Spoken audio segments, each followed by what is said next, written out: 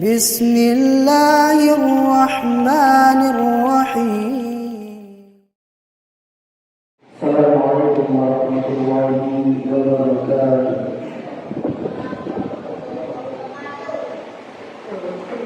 إن الحمد لله نحمده ونستعينه ونستغفره ونعوذ بالله من شرور أنفسنا ومن سيئات أعمالنا. من يهده الله فلا مضل له ومن يضلل فلا هادي له. أشهد أن لا إله إلا الله وحده لا شريك له وأشهد أن محمدا عبده ورسوله. اللهم صل وسلم على نبينا محمد وعلى آله وأصحابه ومن تبعهم إلى يوم الدين. Amma ba'du. Para jamaah rahimani wa rahimakumullah, kita sekarang masuk bab 88, hadis nomor 167,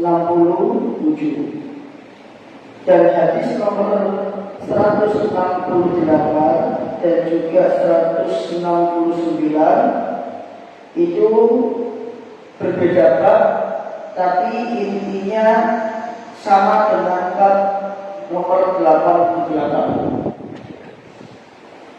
Bab tersebut adalah babun man khazama ala khadimihi makhafatan su'iddah. Bab orang yang menandai pelayannya, orang yang memberi tanda kepada pembantunya atau pelayannya, maka pada itu karena khawatir berburuk sangka. Khawatir apa? Berburuk sangka kepada siapa? Pembantunya. Jadi ditandai biar majikannya ini tidak berburuk sangka kepada pembantunya. Apa maksudnya? Kita baca hadisnya agar lebih jelas maksud dari bab ini. Al-Imam Bukhari beliau berkata, haddatsana Bishr ibn Muhammad qala akhbarana Abdullah qala akhbarana Abu Khaldah an Abil Aliyah qala, dari Abu Aliyah qala, Abu Aliyah berkata, kunna nu'maru an-nakhtima ala khadim. Dahulu kami diperintahkan oleh agama ini, oleh syariat, an-nakhtima ala khadim, agar kami memberi tanda kepada pembantu, memberi tanda kepada pelayan. Memberi tanda itu maksudnya ngecek pembantu, ngecek pelayan, ngecek pekerjaannya. Bagaimana bentuk ngeceknya? Walakilu walakutuha, kami menimbang dan kami menghitungnya. Jadi kalau seorang majikan dia menyuruh seorang pelayan membeli sesuatu, kemudian pelayan itu kembali dengan membawa pembeliannya, maka para sahabat atau para salaf dahulu itu nggak langsung percaya dengan pembantunya, nggak langsung percaya begitu saja dengan pelayannya, tapi pembelian itu dicek dulu, ditimbang dulu, benar nggak yang diperintahkan itu sesuai beratnya, dan dihitung dulu, benar nggak harganya sekian yang dia beli, benar nggak jumlah barangnya sekian. Dan ngecek ini ada hikmahnya. Hikmahnya dua. Yang pertama, kalau hiyatan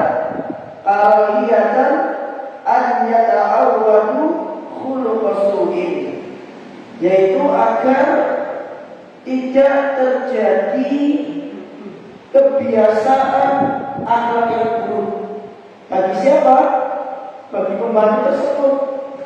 Karena dia paham ketika dia beli dan dia kembali menyerahkan barang tersebut, dia dicek. Karena dicek itu, maka ini akan menghalangi khotim tersebut untuk berbuat buruk, akan menghalangi khotim tersebut untuk korupsi, akan menghalangi khotim tersebut untuk mencuri, akan menghalangi khotim tersebut dari akhlak yang buruk. Itu hikmah yang pertama. Hikmah yang kedua adalah al-yadunnu ahaduna dunnasu'in, agar tidak terjadi kepada salah seorang di antara kami dunnasu'in, yaitu suudzon, prasangka yang buruk.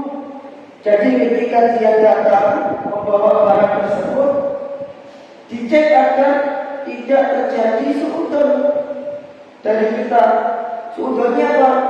Seperti ini misalkan, jangan-jangan ini barang yang murah ini yang dibelikan, jangan-jangan ini barang KW, padahal tadi saya suruh untuk beli barang yang ori, jangan-jangan dia beli barang yang KW, ini kan suudzon namanya. Oh, jangan-jangan ini di tengah jalan dimakan ini, padahal saya suruh beli kardus sekilo, jangan-jangan dimakan ini di tengah jalan sehingga berkurang. Ini kan suudzon. Nah, agar tidak terjadi suudzon, maka diperintahkan untuk menandai atau mencek si pelayan tersebut. Jadi ketika si pembantu tersebut balik, diserahkan barangnya, maka dicek, dilihat barangnya betul enggak jenisnya, jumlahnya betul atau tidak, kualitasnya betul atau tidak, sesuai tidak dengan yang diperintahkan. Nah, itu tujuannya. Sedikit penjelasan dari hadis ini dijelaskan oleh Syekh. Dahulu para sahabat Nabi Sallallahu Alaihi Wasallam yahtamuna bil khatmi wal kaili wal adli lil amtiati wal asya'i allati yutlabuna al khadim shira'uha aw tursalu bi wasitatihi ilal akharin. Dahulu para sahabat itu mereka memiliki kebiasaan untuk menaruh perhatian dalam masalah ngecek pembantu atau ngecek pelayan dengan cara menghitung atau dengan cara menimbang pada barang-barang yang mereka suruh pembantu tersebut membelinya, atau pada barang-barang yang mereka suruh orang lain menjadi wasilah untuk membelinya atau untuk mengantarnya atau apapun itu. Misal panjenengan menyuruh seseorang untuk mengantarkan suatu barang kepada orang lain. Kemudian orang itu sudah kembali, ditanya, gimana? Sudah belum? Oh ya sudah Pak.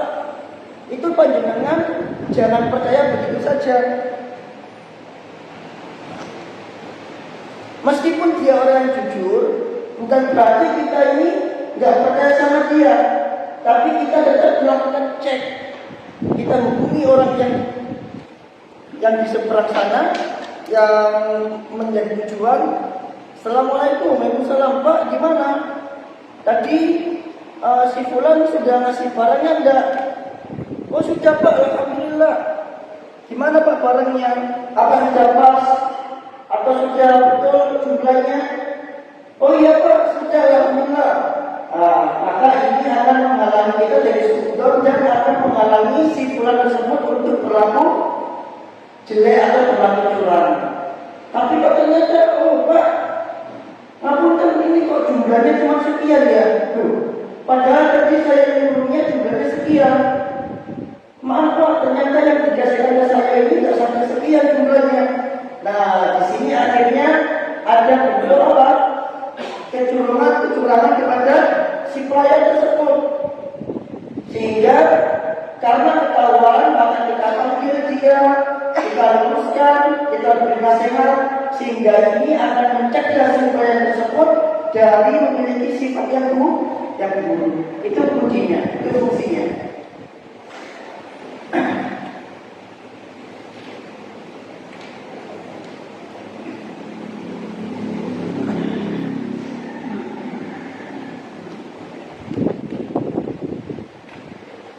Fi hadits Abu Hurairah radhiyallahu anhu, faqad kana yaqulu bil amri lahmi lamma kana khadimuhu yajibu nasbu. Dan pada hadis Abu Hurairah jamaah itu beliau radhiyallahu anhu juga pernah melakukan pencetan ini kepada khadim, kepada pelayan. Kapan itu? Ketika Abu Hurairah ini menyuruh pelayannya untuk membeli daging di pasar. Ketika pelayannya ini kembali, malam majalah saling to'am, tak kala dia kembali dan duduk makan, karena ya'nahu khadimahu bil julusi ma'ahu, maka dia suruh pelayannya ini untuk duduk bersamanya. Fata'ajjaban nas, maka manusia ini heran. Fasa'alu marratan, maka mereka bertanya kepada Abu Hurairah tentang sikapnya tersebut. Mereka mengatakan, innaka ta'uddu bid'ah, innaka ta'uddu bid'atil lahmi idza ja'a bil khadim masuk, thumma tad'uhu hatta ya'kula ma'adak. Sesungguhnya engkau ini tadi menghitung daging yang dibawa oleh pembantu. Kenapa begitu, Pak? Dicek dagingnya betul apa enggak, ditimbang beratnya sama atau enggak sesuai yang diperintahkan. Jangan-jangan saya suruh beli daging sekilo, dia bawa 1,5 kilo lagi. Maka dicek sama Abu Hurairah, disuruh duduk dicek.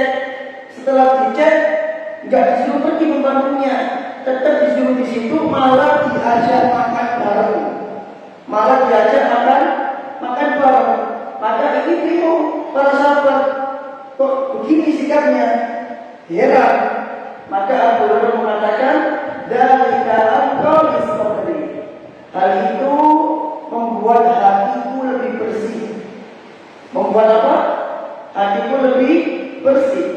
Fala yadhhab al-wahm ila annahu aqada min syai'an. Dan itu tidak menjadikan al-wahm, prasangkaku, tidak menjadikan prasangkaku aneh-aneh kepada si pembantu tersebut. Nah, dari sini bisa kita ambil pelajaran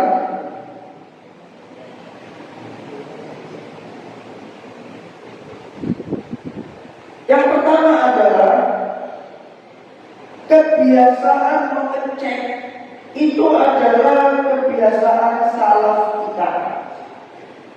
Kebiasaan ngecek itu sudah ada di zaman salaf, sudah ada di zaman sahabat. Jadi kalau ada atasan ngecek bawahan, itu hal yang wajar.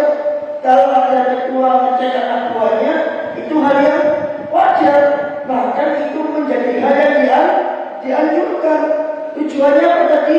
Biar tidak terjadi prasangka buruk dan biar tidak terjadi kecurangan, atau biar si bawahan ini atau si anak buah ini terhindar dari sifat yang jelek. Makanya penting bagi presiden untuk ngecek menteri-menterinya itu. Korupsi-korupsi dicek semua. Karena presiden turun tangan, maka menteri-menterinya tidak akan berani melakukan yang aneh. Jadi ini berlaku juga terhadap guru ke murid. Jadi kalau ada guru ketat ke murid, ini sebenarnya adalah bentuk rahmat, bentuk saya kepada murid. Sholatnya dicek, ada monitoringnya, takbirnya ada monitoringnya, masuk sekolahnya ada monitoringnya, semuanya dicek. Tujuannya apa? Tujuannya adalah untuk mencegah murid ini melakukan atau berakhlak dengan akhlak yang buruk. Kalau masuk ada absennya misalkan, maka dia dengan seenaknya tidak masuk tanpa izin. Apa akibatnya? Maka murid ini memiliki adab yang buruk terhadap guru. Apa adab yang buruk? Dia masuk tanpa izin. Kalau misalkan tidak ada monitoring sholat untuk mencek muridnya, bukan berarti kita nggak percaya dia sholat di rumah, tapi itu tujuannya adalah untuk kemaslahatan. Seandainya dia sholat, alhamdulillah. Kalau seandainya dia nggak sholat, maka dengan adanya monitoring itu akan mencegah dia dari melakukan kebohongan. Misalkan, Bulan, kamu di rumah sudah sholat, sudah Ustaz, ini dimonitoringnya terus belum oleh orang tuanya. Maka akhirnya anak ini nggak bisa berbohong. Oh, monitoring saya belum sholat ternyata. Sehingga guru menyuruh dia sholat di sekolah. Itu mencegah dia dari perbuatan yang apa? Yang buruk, akhlak yang buruk. Jadi mencek ini adalah kebiasaan para salaf. Jadi kita nggak boleh marah kalau misalkan dicek. Oh, kok Ustaz ini sudut sama saya? Justru mencek ini bukan sudut, justru mencek ini agar tidak terjadi sudut. Demikian juga Pak, orang tua ke anak itu jangan dibiarkan saja dicek. Contoh, anak panjenengan suruh sholat, ayo jangan lupa sholat. Kemudian dia sholat, kita nggak tahu dia sholat apa enggak. Kita sholat sudah sholat tapi kita nggak tahu. Kita perlu ngecek apa tujuannya, biar dia jujur dalam ucapan. Karena kalau dicek, ketika dia tahu sholatnya akan dicek, maka dia tidak akan berani berbohong kepada orang tua, karena artinya mencek. Jadi sekali-sekali coba lihat sholat anaknya. Jangan cuma disuruh sholat tapi dicek juga sholatnya. Jangan-jangan ketika sholatnya nggak betul. Jangan-jangan ketika sholat sujudnya nggak betul. Jangan-jangan ketika rukuknya nggak betul. Kalau panjenengan tidak mencek, apa yang terjadi? Yang terjadi adalah ketika anak ini salah dalam gerakan sholat, maka kesalahan ini akan terus ada sampai dia dewasa. Kenapa? Karena sudah tertanam dalam dirinya sejak kecil gerakan salah. Jadi jangan cuma menyuruh tapi dicek. Contoh lain, misalkan anak panjenengan buang air besar atau buang air kecil, otomatis dia harus bersuci dari najis tersebut. Itu jangan cuma nyuruh, ayo cari yang betul. Jangan cuma bilang cari yang betul, dilihat sudah betul atau belum carinya. Nah itu penting. Demikian juga ketika anak panjenengan masuk ke kamar mandi misalkan, jangan cuma nyuruh masuk kamar mandi, dilihat dia sudah praktek ada masuk kamar mandi atau belum. Makanya itu betul ketika mengatakan sesungguhnya kejelekan yang terjadi pada anak itu faktor terbesarnya dari orang tua. Kejelekan yang terjadi pada anak faktor terbesarnya dari orang tua. Dan di antara faktor itu adalah tidak adanya cek kepada anak tersebut. Nah itu faedah yang pertama. Jadi kebiasaan ngecek, kebiasaan meneliti, cross check, ini adalah kebiasaan para sahabat bahkan para salaf kita. Kemudian faedah yang kedua adalah pengawasan itu penting. Pengawasan itu penting. Bukan karena suudon, tapi justru itu merupakan hal yang baik. Jadi kalau seorang ketua bertanya kepada atau suami bertanya kepada istrinya, itu bukan karena suudon ke istrinya, tapi untuk memastikan bahwa istrinya benar-benar sudah melakukan kewajiban dia di rumah. Jadi pengawasan itu penting. Kemudian faedah yang ketiga, dari hadis ini menunjukkan kepada kita fakta sahabat radhiyallahu anhum yura'una qulubahum, bahwasanya para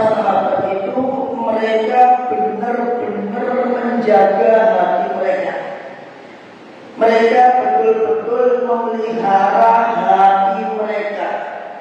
Mereka betul-betul menjaga hati mereka dari hal-hal yang bisa mengotori hati. Bahkan dalam masalah membantu pun hanya dalam rangka mencegah suudzon, mereka sampai rela mencek pelayan atau pembantunya. Wa aidan yamumuna bihaqqi tarbiyati li khadanihim. Dan ini juga menunjukkan bahwa para sahabat itu benar-benar menegakkan hak tarbiyah bagi pelayannya, benar-benar memberikan pendidikan kepada khadimnya atau pelayannya. Dengan cara dicek itu adalah bentuk pendidikan buat si khadim. Karena ketika si khadim ini paham bahwasannya dia akan senantiasa dicek, maka khadim ini akan senantiasa berperilaku baik. Jadi penting Pak Guru ngecek itu kan penting, bukan berarti sekolahnya kok ketat banget, sekolahnya ketat banget, gurunya kok tegas banget. Loh, ini bukan masalah ketat dan tegas, tapi ini masalah membiasakan murid dalam kebaikan. Tapi ini masalah apa? Mencegah murid untuk tidak berakhlak yang buruk.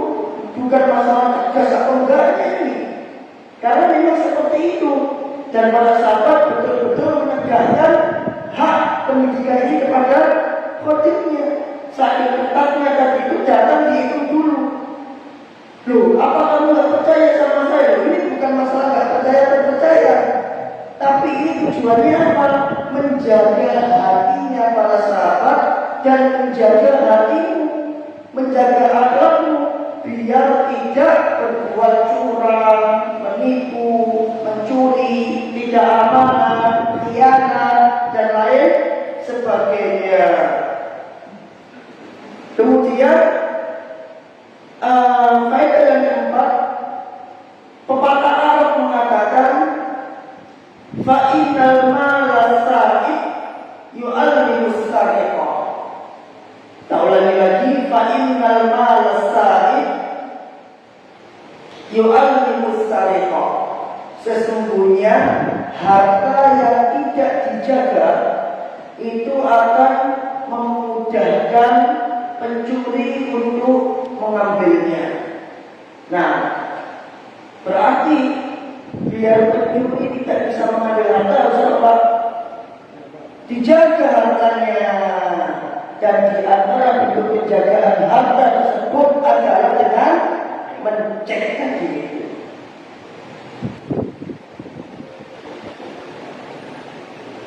Sehingga kesimpulannya dari sini kata Syekh, fanasunu anfusana an su'idon wa nasunuhum anil janbi wal ismi. Maka kita menjaga hati kita dari su'udon, dan kita menjaga hati mereka, hati khadim, hati murid, hati anak dari perbuatan dosa dan dari perbuatan dosa.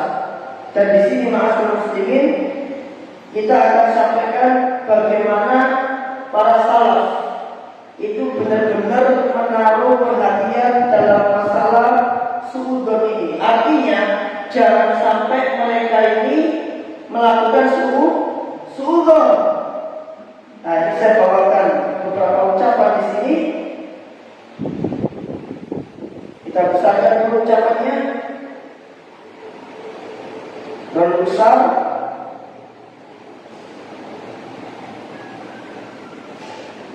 Baik.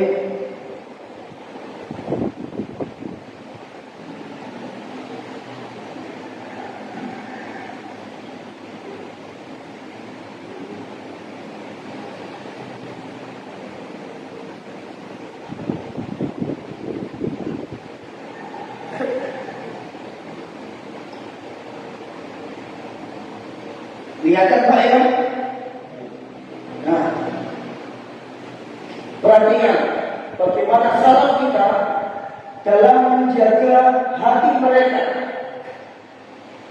Abu Kilabah rahimahullah, dia mengatakan, idza balaghuka an akhika syai'un tukrimuhu, apabila telah sampai kabar kepadamu tentang saudaramu sesuatu yang engkau gak suka, apa yang harus lakukan? Faltamislahu udran, maka berilah dia udur, beri dia pemakluman, bukan malah dijas, dihukumi, divonis, tapi dikasih udur dulu. Fa'in lam tajid lahu udran, kalau misalkan kamu tidak menemukan untuk dia suatu udur, fakul, maka ucapkan pada dirimu, la'allahu lahu udran la'alamu, oh barangkali si fulan itu punya udur yang aku tidak ketahui. Sampai segitunya Pak, sampai segitunya para salaf itu menjaga hati. Kalau engkau melihat sesuatu dari saudaramu atau dari jamaah kita yang kita sukai, entah itu akhlaknya atau ucapannya atau yang lainnya, beri dia udur, kasih dia pemakluman.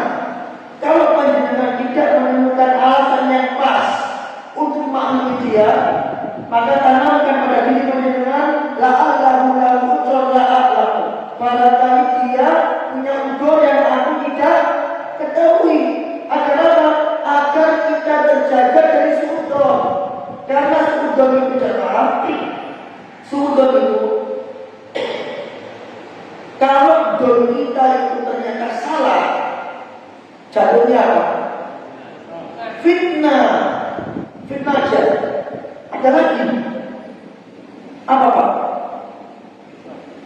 Hah?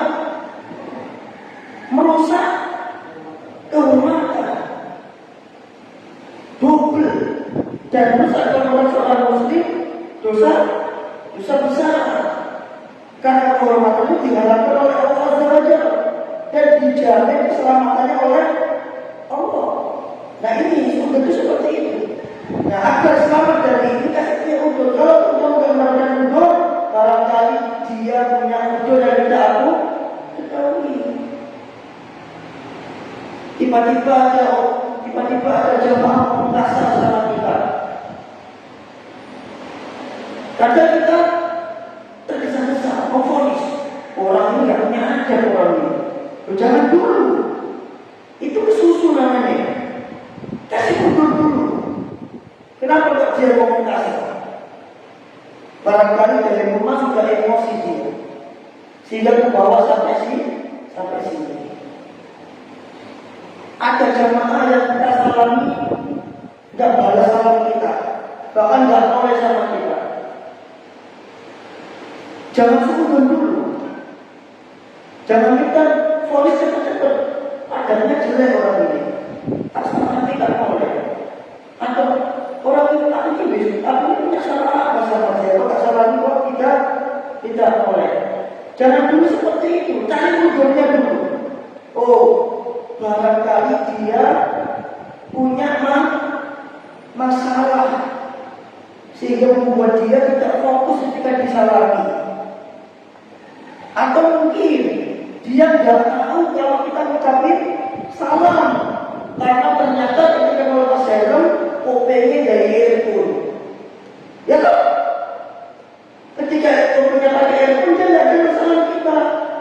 Udah ada unsur kita. Nah kan seperti itu. Iktikaf Ramadan misalkan, mana sih bulan ini? Aku nggak ikut iktikaf Ramadan. Ini kan semua orang, semua orang mulia. Wah, malas betul sih bulan ini. Jangan, tidak perlu itu. Kasih udur dulu. Apa udurnya?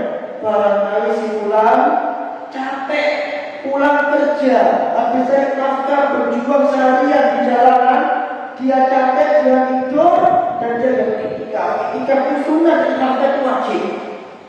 Nah kan seperti itu harusnya untuk menjaga keselamatan hati kita. Yang kedua, karena Bakar bin Abi Ada salaf yang namanya Bakar bin Abdillah, idza ra'a syaitan, kalau dia melihat orang yang udah tua, bagaimana cara dia menjaga hati dia. Hada khairun minni abadallaha qabli. Orang tua ini lebih baik dari saya. Meskipun bisa jadi orang tua ini gak bisa ngaji, meskipun bisa jadi orang tua ini punya kalah sama kita, tapi bahkan tidak mengatakan orang tua ini gak semangat, orang tua ini si tua yang gak bisa ngaji, tapi bahkan mengatakan orang tua ini lebih baik dariku. Alasannya apa? Abadallaha qabli. Dia sudah ibadah kepada Allah sebelum diriku. Sebelum aku lahir, dia sudah ibadah dulu. Baiklah masyarakat, kalau dia lihat seorang pemuda, lihat apa yang dia katakan, hada khairun minni. Tetap dia mengatakan pemuda ini lebih baik dariku.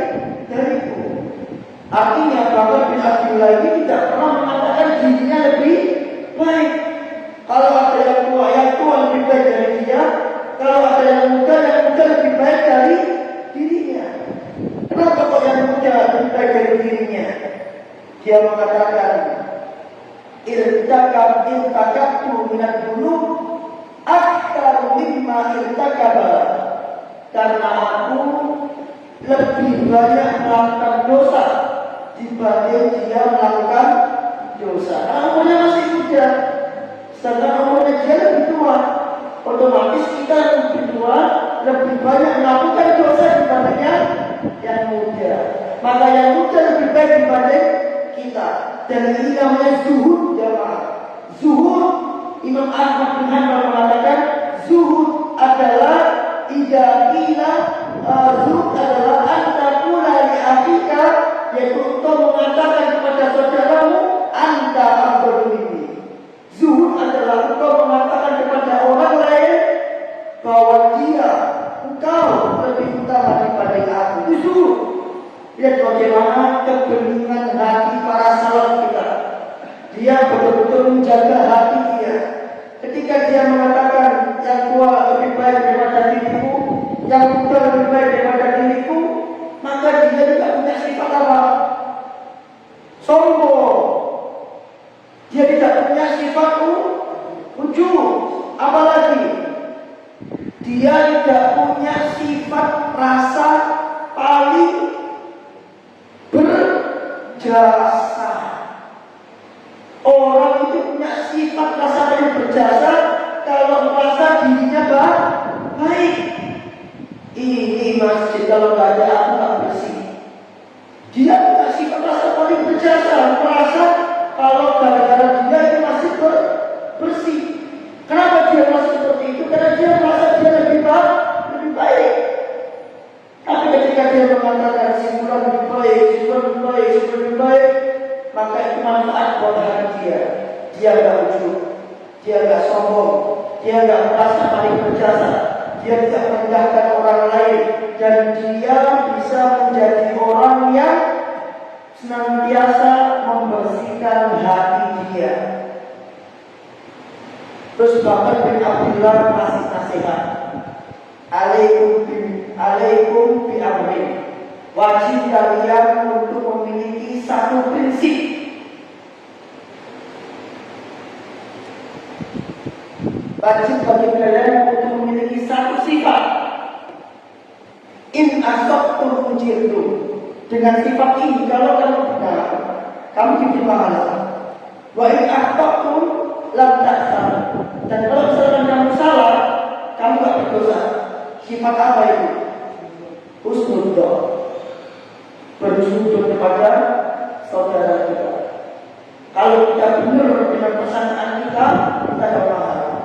Kalau kita salah, minimal kita tidak dosa, minimal kita tidak fitnah, minimal kita tidak merendahkan apa kehormatan dia. Wa iyyakum wa amrin. Dan hati-hatilah kamu terhadap satu sifat. Tadi yang pertama disuruh memegang satu sifat. Yang kedua, hati-hati kamu dengan satu sifat. In asabtum. lam tujar. Kalau kamu benar, kamu gak akan diberi pahala. Wa in akhtatum atabtum. Tapi kalau kamu salah, awakmu wis pasti dosa. Kila nabur. Teman-teman tanya, apa itu? Suudon. Suudon.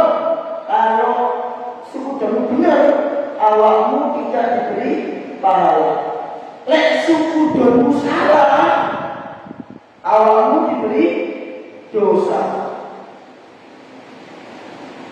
Ya. Dan terakhir ya, terakhir dari saya dari apa? Oli dan lama-lama. Makmur mengatakan, nih, antum perhatiin bagaimana orang yang suudon. Makmur ini seorang imam besar, salah ini. Dia pernah menceritakan kisah dia. Dia mengatakan, aku pernah melihat seseorang sedang sholat. Ini makhluk pernah melihat orang sedang sholat. Kullama raka'a wa sajada baka. Tiap kali dia rukuk, dia sujud, dia nangis. Yang sholat ini. Fattahamtu annahu ra'i. Aku curiga, jangan-jangan orang ini ria. Ya, aku mencurigainya kalau orang ini yuroi dibuka ini, dia dapat tangisannya depan kamera, seorang imam depan kamera nangis. Kita curiga, oh ini ria ini, orang kamera ini soalnya, gitu kan? Depan kamera.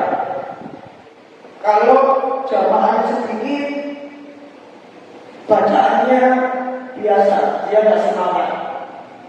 Kalau jamaahnya banyak, bacaannya diinai apa? Wah, itu riak ini. Betul itu riak ini. Ini yang dilakukan oleh makhluk. Tapi apa yang Allah hukum kepada makhluk? Makhluk mengatakan, gara-gara itu, fakurin betul juga asanatan. Aku diharapkan oleh Allah gak bisa nangis setahun. Pak, nangis itu adalah nikmat yang paling berharga di masa lalu. Jadi kalau mereka gak bisa nangis, itu merupakan sisa bagi mereka. Menangis di zaman masa lalu itu merupakan nikmat yang luar biasa. Menangis ketika ibadah, menangis ketika sholat, itu merupakan nikmat yang luar biasa. Bahkan Abu Bakar mengatakan, menangislah. Kalau engkau fa'inam tabuni, kalau engkau bisa nangis, maka berusahalah untuk menangis. Saking pentingnya menangis. Karena ketika menangis itu menunjukkan bahwa hatinya masih lembut, hatinya belum keras, dosanya masih sedikit. Karena dia masih mudah menangis. Tapi ketika seseorang sulit untuk menangis, bahkan ketika meninggal orang biasanya dia sulit untuk menangis, ini adalah tanda-tanda hatinya keras, hatinya banyak dosanya dan hatinya tidak lembut. Maka ketika makhluk diharapkan menangis selama setahun, ini merupakan bagi makhluk, maka ini merupakan bentuk hukuman Allah kepada dirinya. Nah, panjenengan sudah berapa tahun tidak nangis? Saat saya nangis Ustaz, kenapa? Kalau ada masalah ya bodoh. Ya, bodoh. Saya juga ada masalah kan? Nangis, ya. Sholat pun nangis karena ada masalah. Ustaz saya nangis Ustaz. Loh kenapa? Hati saya bilang oh ayo sama. Sholat pun mikir no hati pun nangis. Kok aku HP dari Oppo, aja dia nangis. Terus mau sama Allah, aku punya hamba ya Allah. Aku sama Allah apa? Tapi dia bilang minta ampun sama Allah. Apa yang mudah-mudahan jomblo-jomblo yang pacaran itu nangis sholatnya, kenapa nangis? Oh terus kok pacaran nangis? Loh ini dosa gak nangis, baca Quran gak nangis, tidak diputuskan pacarnya nangis, jadi keliru. Nangis yang keliru, tapi nangis yang para salaf itu nangisnya karena apa? Khaifat itu, takut karena Allah. Baca Quran nangis karena dia ada Aisyah radhiyallahu anha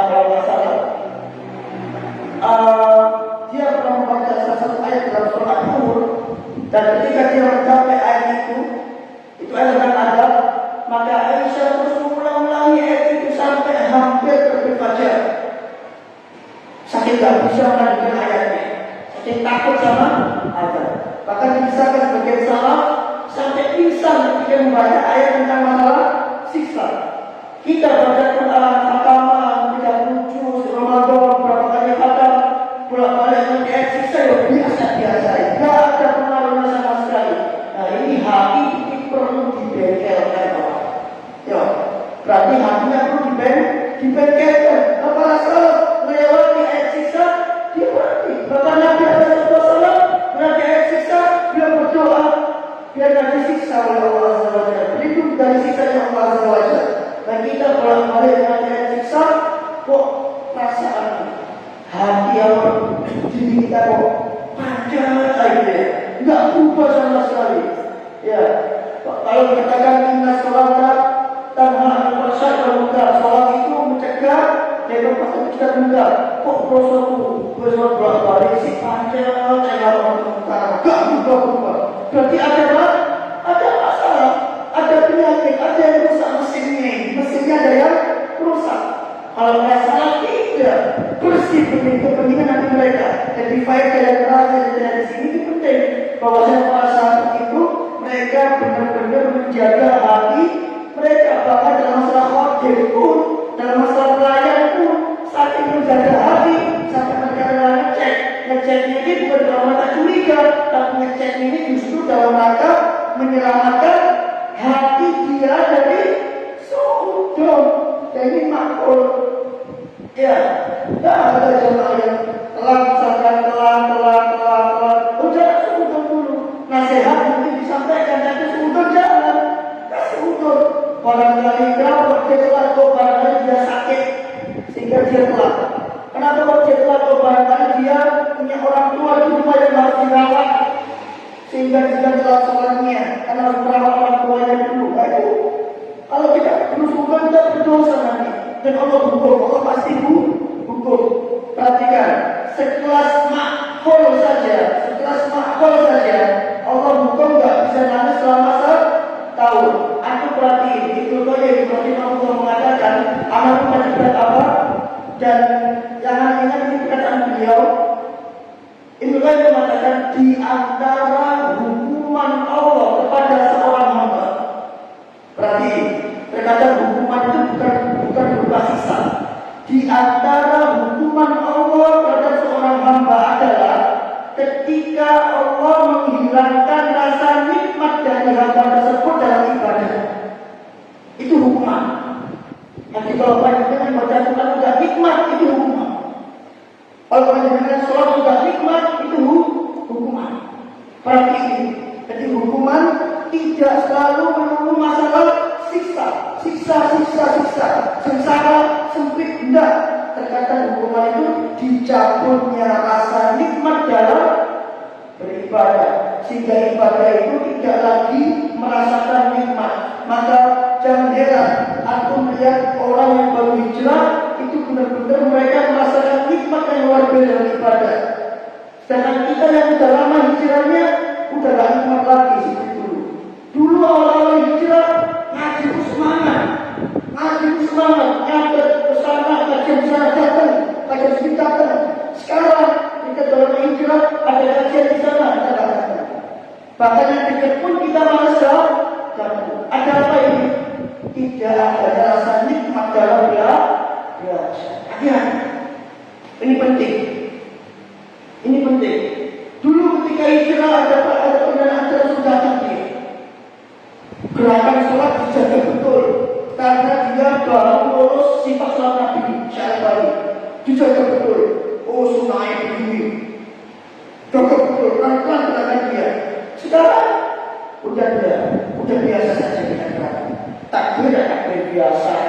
Rukuk biasa. Itu berbeda. Aku bisa bedanya dengan orang yang nikmat dalam ibadah dan orang yang tak nikmat dalam ibadah. Para sahabat itu mereka adalah orang yang senantiasa merasakan nikmat dalam ibadah. Terus terakhir Pak sekalian, hadis yang sama hadis nomor 168. Ya, bab man ada ala qadimihi ma'afatul sama. Bab orang yang menghitung pelayannya karena khawatir sudut. Ini asal dari Salman Al-Farisi.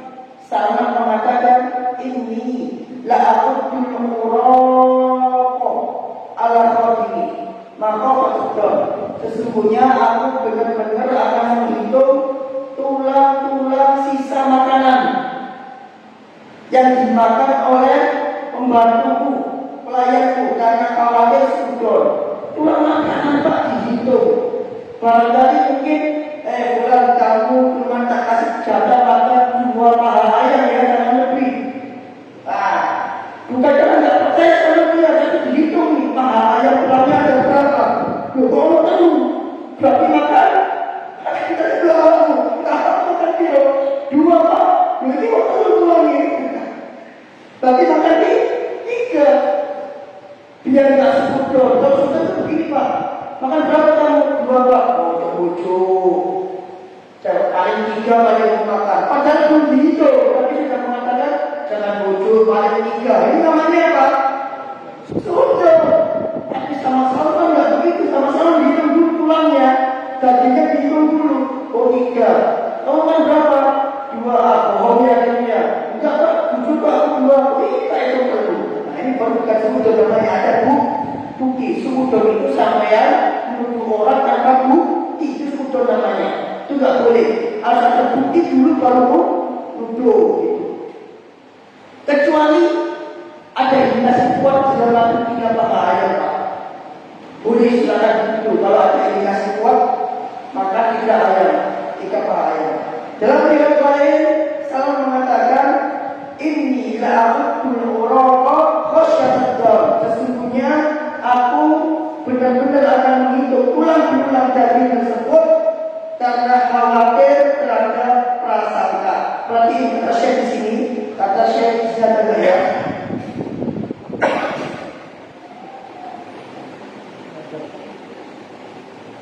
Oke, nggak pas. Ini sudah dijelaskan di apa? Di atas. Kata Syekh di sini, perhatiin. Syekh mengatakan Nabi SAW itu melarang seseorang dari ghibah. Dari apa? Ghibah. Ghibah itu apa? Rasanya ghibah itu ada 2 Pak. Ghibah terang-terangan dan ghibah tidak terang-terangan. Ghibatul alami, ghibah terang-terangan, dan ghibah sirri. Ghibah jahri, ghibah terang-terangan, dan ghibah sirri. Ghibah secara tidak terang-terangan, sir saja. Dan ternyata Pak, kata para ulama, di antara bentuk ghibah itu su'uddon. Di antara bentuk ghibah itu su'uddon. Maka Syekh mengatakan su'uddon itu la tatakallamu bilisani. Engkau tidak berbicara dengan lisanmu. Walakin tusi'uddon bi akhika hadhihi mansir. Tapi engkau berprasangka dulu kepada saudaramu. Ini yang dinamakan dalam ghibah sirri. Kalau ghibah jahri, kita ngomong sama orang lain pakai lisan kita isi sesuatu bikin geremet. Ini ghibah jahri. Kita ngomong, tapi ada ghibah sirri. Bukan pakai omongan, tapi pakai prasangka. Maka ada wasiat Syekh mengatakan, hadza dinul mati. Ini agama yang kokoh. Ya, lalu anna muslimin yatazamu dohir wa batinan. Kalau seandainya seorang muslim berpegang teguh dengan agama ini, baik dohir maupun batin, wasalu alamin hajihi kama yanbaghi an yasiru, dan dia berjalan di atas manhaj agama ini sebagaimana jalan yang seharusnya mereka tempuh, la hawla dunya, maka dia bisa mengubah keadaan alam semesta.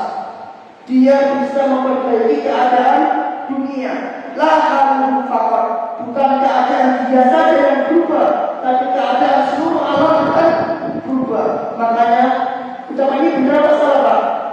Kalau orang berpegang dengan agama, dohir dan batin, berjalan ke manhaj yang betul, maka dia bisa merubah dunia tidak hanya berupa keadaan dia, tapi juga berupa keadaan dunia sebenarnya. Betul apa enggak?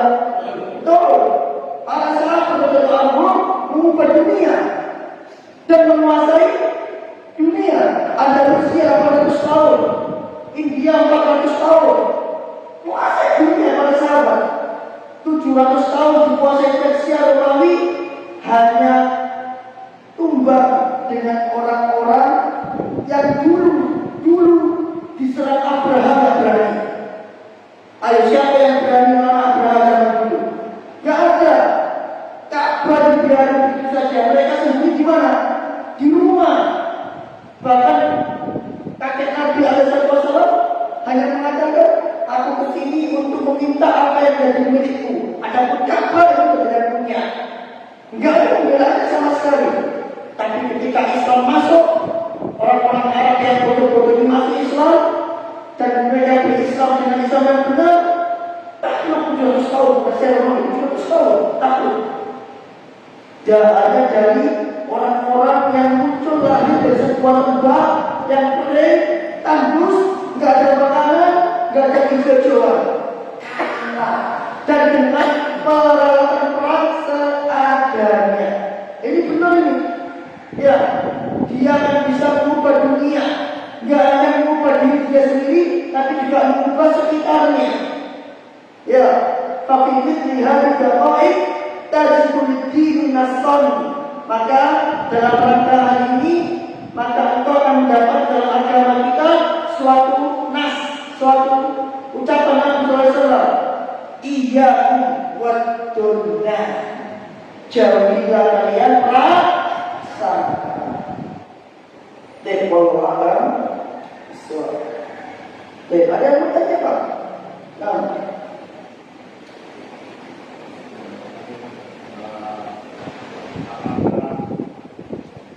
Jika ada seseorang mengatakan anak ini kok nakal sekali, saya melihat anak ini nakal sekali.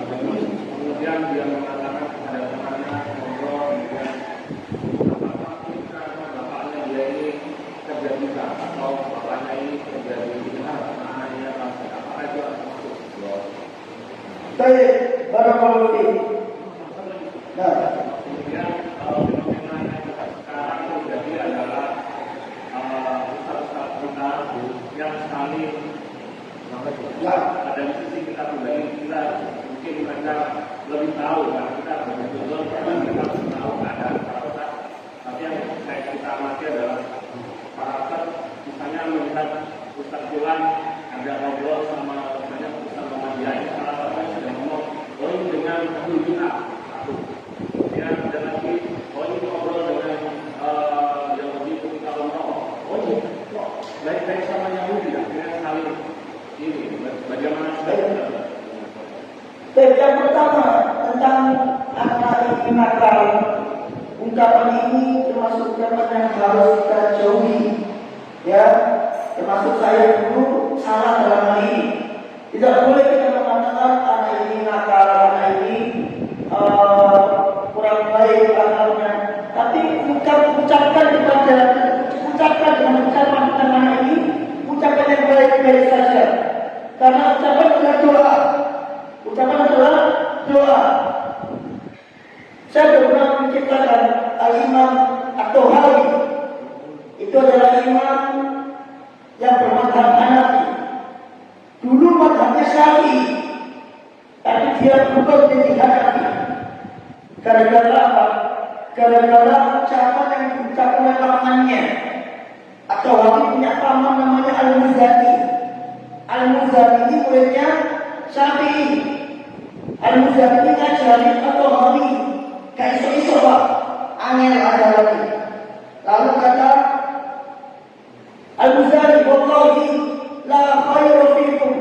Demi Allah, kamu ini tidak punya kebaikan sama sekali. Begitu kata Al-Muzani. At-Tahawi mendengar ucapan itu saya marah. Akhirnya dia tinggalkan fikih Syafi'i, dia belajar fikih Hanafi. Makanya akidah At-Tahawiyah itu adalah akidah Islam dalam mazhab Hanafi. Ketika dewasa jadi imam, At-Tahawi teringat ucapan demi Allah, kamu ini anak yang tidak punya kebaikan hanya karena dia tidak bisa. Maka Abu Hawid mengatakan ketika dewasa, demi Allah, kalau seandainya Al-Muzani masih hidup, niscaya dia akan membayar kafarah atas sumpahnya. Karena Al-Muzani bersumpah, demi Allah kamu tidak punya kebaikan. Kok ternyata anak ini dewasa menjadi apa? Jadi imam. Ya kan? Berarti kan sumpahnya batal itu. Maka Allah mengatakan demi Allah, kalau seandainya Al-Muzani masih hidup, niscaya dia akan membayar kafarah sumpahnya. Jadi dari kisah ini sama kesimpulan, kita tidak boleh mengucapkan ucapan yang jelek tentang anak tersebut, meskipun anak tersebut melakukan hal yang jelek. Oh kamu itu tidak baik, kamu itu durhaka dan lain sebagainya, tidak boleh. Ucapan yang baik tentang anak tersebut, siapa tahu ucapan yang baik itu menjadi doa. Kemudian kita ngomong ke orang lain, barangkali dia ini nakal karena ini adalah dor dia, ini dor. Tapi ketika dor itu dibangun di atas bukti atau di atas data-data atau di atas istilahnya koordinat yang kuat yang menjurus ke arah itu, maka dor itu diperbolehkan. Ini sama seperti orang yang tersangka belum ada bukti tapi dia tersangka di pengadilan. Kenapa? Karena semua data atau indikasi yang ada itu menjurus ke arah dia. Contoh, ada anak yang mencuri. Atau berarti pencuri itu kalau dia berhasil, dia pasti akan mencuri lagi. Kemudian terjadi pencurian. Boleh nggak kita menuduh anak ini sebagai yang mencuri? Boleh, karena ada indikasi yang mencuri pasti dia. Karena pencuri itu kalau dia berhasil mencuri, dia pasti akan melakukan aksinya dan hasilnya betul. Anak itu yang mencuri lagi. Ini kasih lihat ini. Dengan pelaku yang sama. Beberapa kasus pelakunya mesti sama. Nah, ini boleh karena kita bangun di atas koordinat yang ada. Bukan sekedar asumsi belakang itu biasa kok kamu yang mencuri ya, tanpa ada data yang menunjuk ke sana. Itu. Kalau yang tadi kan misalnya kita nggak tahu orang sejarah, kemudian hanya mengenai tidak di sini, apakah itu sebagai tindakan karena kan menjadi selama ini ngomong tahu bagaimana anak itu nakal karena orang tuanya bekerja di tempat orang tua punya Iya, itu kan hanya indikasi saja dan diperbolehkan, insya Allah diperbolehkan karena memang ada hadisnya dan ada pembahasan dari para ulama. Kemudian yang nomor 2 terkait perselisihan para ustaz kita, ya ini sebenarnya kalau anda lihat ini kurang adanya tabayun. Kenapa nggak duduk bareng, ngopi bareng, menyelesaikan masalah yang ada? Kenapa harus melontarkan ucapan di majelis sebulan demikian? Kenapa nggak datang saja ustaznya, duduk bareng, cari solusi dan sebagainya? Barangkali dia melakukan sikap tersebut itu ada alasannya yang dia nggak tahu. Makanya Nabi SAW ketika mendengar berita Abu Bakar nempeleng orang Yahudi, Nabi SAW tidak langsung marahnya Abu Bakar. Ditanya dulu sama Nabi, "Mak, amalnya apa sunatan? Apa yang membuat melakukan ini demikian?" Kita sama Abu Bakar. Demikian juga diceritakan Habib al-Balta'ah. Atau pernah drama ini. Habib al-Balta'ah ini seorang sahabat yang ikut perang Badar. Antum tahu apa rekomendasi Allah terhadap syuhada Badar? Apa rekomendasi Allah terhadap sahabat yang ikut perang Badar? Rekomendasi diampuni. Iya, barakallahu fiik. Rasulullah SAW yang mengatakan, "If'alu ma syi'tum faqad ghafartum apapun gitu ya, rapatnya. Ifalul masjid, kamu terserah, lakuin apapun, terserah, kamu sudah diampuni. Artinya melakukan salah itu diampuni. Nah, Habib al-Barta ini termasuk seorang sahabat yang membocorkan strategi perang Nabi ke orang-orang kafir Quraisy ketika Nabi berencana mau menyerang Mekah di peristiwa waktu Mekah. Dikejar sama Ali bin Abi Thalib, tertangkap dia.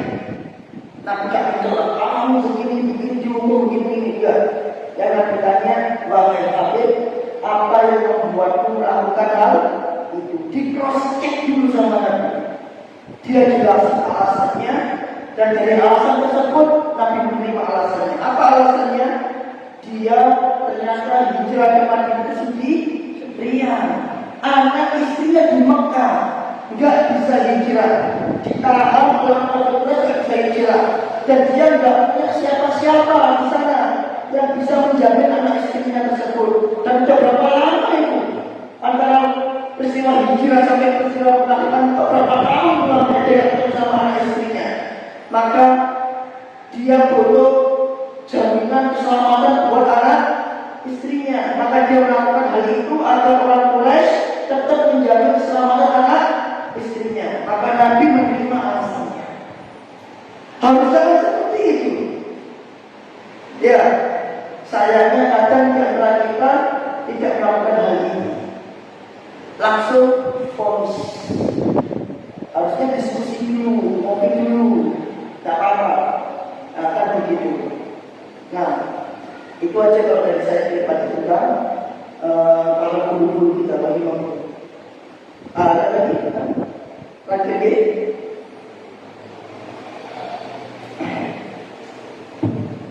Assalamualaikum. Halo, bagi apa? Ada pendidikan dari orang tua kita dulu. Ada model pendidikan dari orang tua kita dulu. Jadi dia bukan pusat atau mereka, tapi dia itu menguji ya. Nah, model kamu ini kakak berhasil. Model kamu ini, kamu kakak kamu ini biasanya sekolahnya nggak tinggi.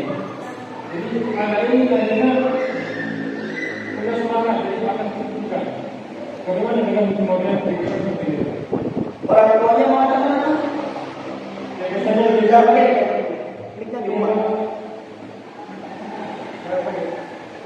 Katanya, nah kalau kayak kamu ini biasanya muka-muka kayak kamu tidak berhasil. Oh iya, Apa yang mau kamu harapkan kamu kayak gini? iya, Jadi anak itu membara ya dari awal. iya. Balik lagi. Ada kalanya dengan merendahkan anak itu justru menjadi motivasi buat anak tersebut. Jadi orang tuanya bukan dalam rangka merendahkan, tapi memang dalam rangka memacu semangatnya, tapi pakai bahasa seperti itu. Ya, itu contohnya seperti Abdul Halim tadi. Dan itulah contohnya Imam Malik rahimahullah. Ya, dia pernah dilontarkan pertanyaan oleh bapaknya. Ternyata yang bisa menjawab itu adalah saudaranya. Malik gak bisa jawab. Lalu direndahkan sama bapaknya. Kata bapaknya, kamu ini bodoh seperti ini. Itu gara-gara kebanyakan main doro. Main apa? Main dengan doro, merpati. Jadinya gak gini kamu. Wah, rendahkan. Nah, ketika mendengar bapaknya mau begitu mantel gitu. Untuk merealisasikan mantelnya tadi, dia berhenti main doro, dia belajar, dia masuk rumahnya Ibnu Qudus tiap pagi dan tidak keluar dari rumah itu kecuali malam hari. Dan itu dilakukan selama 8 tahun. Dari Ibnu Qudus itu baru guru pertamanya Malik. Nah, adalah seperti itu. Cuman masalahnya tidak semua anak seperti itu. Jadi kita perlu lihat-lihat. Kalau sekiranya anak ini termotivasi dengan cara seperti itu, tidak seperti itu. Kalau ternyata anak ini tipe orang yang dengan cara seperti itu dia makin down, dan malah bahaya nanti. Pusat psikologisnya kita yang salah nanti. Apa salahnya kita? Gara-gara kita anak ini tidak tumbuh menjadi pemuda yang manfaat. Karena dia sudah down duluan dengan omongan kita. Sehingga dia kenyang-nyang. Cari ustaz tua nggak berhasil, sangat berhasil terus lah. Kayak bagus sekali, kayak bagus sekali. Akhirnya dia males, tambah males, dan akhirnya dia tidak bisa meraih cita-cita dia. Gara-gara siapa? Gara-gara ustaznya. Jadi Pak, jadi ustaz itu anak-anak gampang. Dia bisa orang tua, dia bisa orang murid, dia salah ini, saya bisa bahasa serba salah. Makanya ustaz itu pahalanya akeh. Nah, kalau benar pun disalah. Ya, jadi perlu dilihat anaknya. Kalau anaknya memang tipe anak yang termotivasi dengan cara seperti itu, oh jadi juga. Misal kita bandingin, kamu nggak malu bersama temanmu itu, dan temanmu itu. Ternyata dengan cara itu motivasi monggo. Tapi kalau dengan cara dibandingkan dia malah ngedor, ya jangan dibandingkan. Itu. Berbentuk silakan kalau mau bihamdika, syaitan dan atas. Assalamualaikum warahmatullahi wabarakatuh.